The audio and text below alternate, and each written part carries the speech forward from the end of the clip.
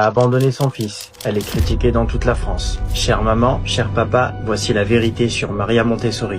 Maria naît en 1870 dans une famille bourgeoise en Italie, à une époque où les femmes n'ont pas leur place dans les études supérieures. Mais très vite, elle se passionne pour les sciences, les mathématiques et l'esprit humain. Elle entame des études de médecine, ce qui lui attire les foudres de son père et de toute la société.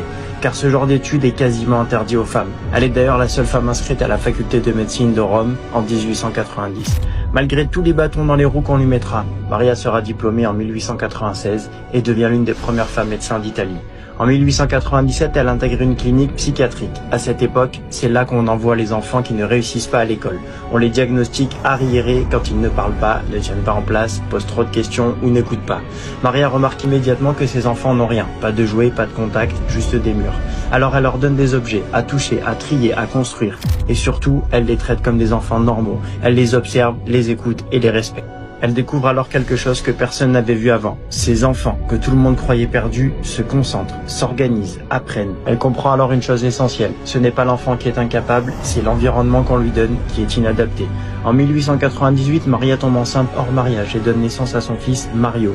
Mais si cela se sait, sa carrière est terminée. Alors qu'elle vient de faire des découvertes qui pourraient changer le monde, elle prend une décision déchirante. Elle confie son fils à une nourrice et ne le voit qu'en cachette. En 1901, elle reprend ses études de psychologie et en pédagogie pour approfondir ses recherches. En 1907, elle ouvre sa première école à Rome, la Casa dei Bambini, une école où on ne force pas, on ne crie pas et on suit le rythme de l'enfant et non l'inverse. Les enfants deviennent autonomes, concentrés, respectueux et tout ça sans punition ni récompense. Les résultats font parler. La méthode Montessori commence à se développer à l'international et grâce à son nouveau statut, Maria peut enfin retrouver son fils Mario sans se cacher. Il a alors 15 ans. Et à partir de ce jour, ils ne se quitteront plus. Mario devient son bras droit, l'accompagne dans tous ses voyages et prendra la relève du mouvement Montessori après sa mort. Aujourd'hui, la méthode Montessori est reconnue dans le monde entier, sauf en France, un petit pays qui résiste, un vrai village gaulois. Sauf que nous n'avons pas de potion magique. La méthode Montessori, qui n'est pratiquée que par 3% des Français, est moquée et critiquée. Certains vont même jusqu'à créer la méthode Ghettosori. Moi, je n'ai pas la vérité absolue, mais je sais une chose.